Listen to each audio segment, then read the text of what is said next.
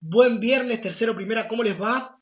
La idea de estos videos, como les dije, es que ustedes tengan un apoyo a lo que es el apunte, ¿sí? Que es el único marco teórico que tienen. Bueno, con esto también tienen un material audiovisual para ayudar a que entiendan un poco estos conceptos, ¿sí? Lo ideal sería que primero lean el apunte, luego vean el video y si tienen dudas todavía, me consulten.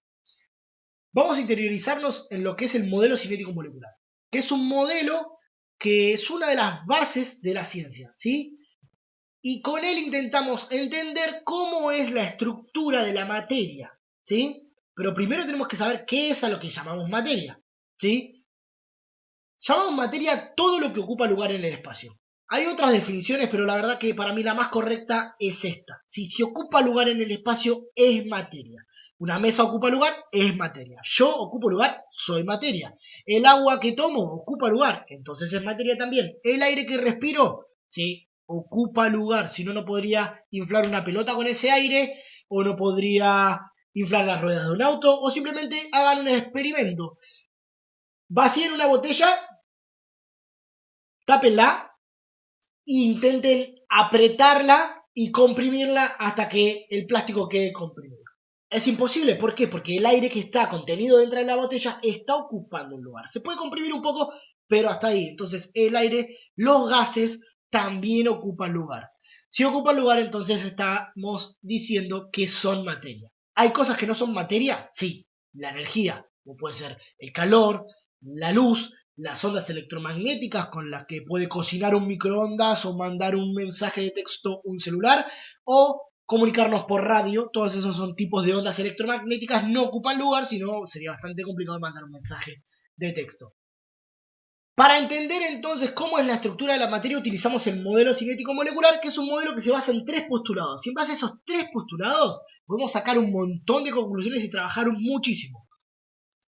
El primer postulado me dice que la materia es discontinua, y esta es una idea que no es tan antigua, digamos, hace unos 400 años o menos, creo que menos, tendría que chequear ese dato, que se empezó a aceptar que la materia era así. Antes se pensaba que era continua, que yo nunca iba a poder encontrar una separación en un material, sino que hacía un zoom y siempre iba a encontrar una continuidad de materia, y hoy entendemos que no es así, que la materia está formada por miles y miles de millones de partículas muy pequeñitas, que por ahora las vamos a imaginar simplemente como esferas, separadas las unas de la otra por espacio vacío. Y esto es a lo que va con la palabra discontinuidad. Que si yo hiciera ese zoom muy, pero muy profundo, encontraría que hay materia, espacio vacío, materia, espacio vacío, materia, espacio vacío. Es discontinua, está formada por estas partículas. Pero ustedes me van a preguntar, si está formado por partículas, ¿cómo es que no se desarma ni una pared se mantiene estable? Eso pasa porque hay fuerzas entre esas partículas que las pueden mantener unidas, ¿sí? Esas fuerzas son distintas para cada tipo de material y van a determinar en qué estado se va a encontrar una sustancia a una determinada temperatura. En un estado sólido, las partículas van a estar firmemente unidas y prácticamente fijas en un lugar. En un estado líquido se van a estar moviendo unas por encima de las otras, pero todavía van a mantenerse en contacto, van a mantenerse unidas. Y en un estado gaseoso directamente van a estar rebotando por todo el recipiente que lo contengan, separadas, chocando en todas direcciones. Entender la materia de esta manera hace que podamos explicar por qué tienen determinadas propiedades cada uno de los estados, ¿sí? Por qué los gases no tienen forma y volumen propio, sino que adoptan la del recipiente. Tiene que ver justamente con que las partículas están rebotando por todos lados. ¿Por qué los líquidos tienen sí su propio volumen, pero no tienen forma propia, sino que adaptan su forma al recipiente que los contiene? También tiene que ver justamente con eso, con que tienen una libertad de movilidad unas por encima de las otras, entonces se acomodan en base al recipiente.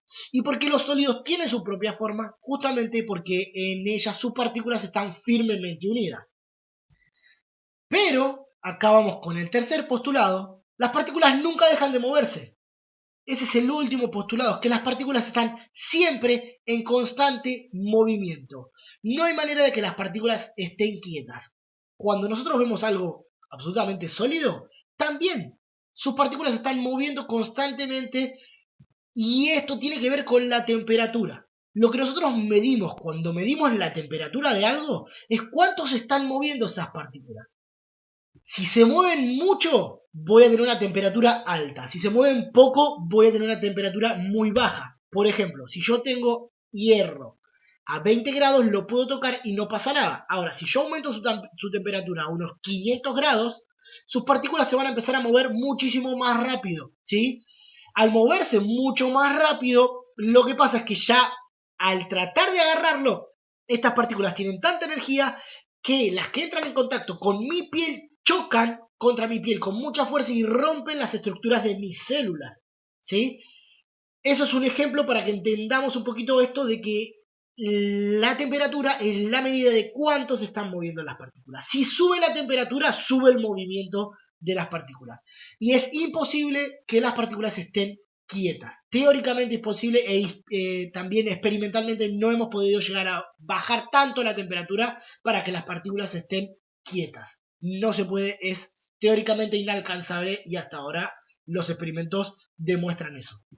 Acá tenemos un GIF que justamente representa eso. Un sólido, ¿sí? En donde las partículas están prácticamente fijas en un lugar, pero vibran igual, ¿sí? Lo podemos ver acá. Se están moviendo igual. Ahora, si aumento la temperatura, esas partículas van a empezar a moverse con más intensidad. Y lo que puede llegar a suceder es que tengan tanta energía, se muevan con tanta fuerza que ya no se queden en sus lugares fijos y vibrando nada más, sino que se empiecen a mover unas por encima de las otras. Y si se empiezan a mover unas por encima de las otras porque aumente la temperatura, lo que estaría pasando es que está pasando de estado, porque ya no estaría más en un estado sólido, sino que pasaría a un estado líquido. Y si sigo aumentando la temperatura, lo que va a pasar es que voy a obtener un estado gaseoso. Sí, acá tenemos un esquema que representa un poquito eso. Al aumentar la temperatura, al movernos hacia la derecha, aumentamos la temperatura y lo que sucede es que lo que se mantenía en una estructura firme y sólida, sus partículas se empiezan a mover con más intensidad y ya no se pueden mantener fijas en un lugar, sino que se mueven unas por encima de las otras y podemos tener un estado líquido. Y si sigue aumentando la temperatura, las partículas van a tener tanto movimiento, tanta energía, que va a haber un momento en el que las fuerzas que las mantenían unidas ya no las puedan mantener unidas y directamente se separen y empiecen a rebotar por todos lados, y ahí tenemos un estado gaseoso. También a la inversa, si yo bajo la temperatura, las partículas empiezan a moverse cada vez menos. Como se mueven cada vez menos, la fuerza de atracción al chocar ya las puede unir. Y si sigo bajando la temperatura, no solo van a estar moviéndose unidas unas por encima de las otras, sino que al moverse cada vez menos todavía, ya la fuerza de atracción las puede dejar fijas en un lugar. Esta explicación es la explicación que busco en las actividades. ¿Sí? El hecho de que expliquemos qué es lo que está pasando con un cambio de estado, pero a esta profundidad. ¿Qué está pasando con las partículas? ¿Qué pasa con la fuerza de atracción? ¿Y qué pasa con el movimiento de estas partículas? ¿Aumenta, disminuye la fuerza de atracción? ¿Las mantiene juntas? ¿No las mantiene juntas? ¿Se separan? ¿Cómo se encuentran en el estado líquido? ¿Cómo se encuentran en el estado gaseoso? Esta es la profundidad que yo busco en la actividad que les mandé. Bien, acá abajo tenemos una simple aclaración de términos. No es lo mismo vapor que gas, ¿sí? Vapor nos referimos a una sustancia que a temperatura ambiente es un líquido y yo para tenerlo en estado gaseoso le tengo que aumentar la temperatura. Entonces eso sería un vapor. Un gas es una sustancia que a temperatura ambiente es gaseosa. Por ejemplo, el oxígeno que respiramos es una sustancia que a temperatura ambiente es gaseosa. Para que esté en estado líquido tengo que bajar muchísimo la temperatura. El agua es una sustancia que a temperatura ambiente es líquida, entonces si aumento la temperatura la voy a tener en estado gaseoso, pero no va a ser gas de agua, sino que va a ser vapor de agua, ¿sí? Pero bueno, esto no es tan importante ahora en este momento. Bien, la cuestión es que ustedes puedan retroceder cuando no entendieron y escucharlo varias veces, ¿sí? Yo explico muy rápido así para poder meter la mayor cantidad de información en la menor cantidad de megas y que a ustedes les sea mucho más fácil compartir este video y descargarlo, ¿sí? Así que los dejo por ahora, nos estaremos viendo la clase que viene, espero que les sirva y si tienen dudas me preguntan y las voy contestando en el grupo. Nos vemos.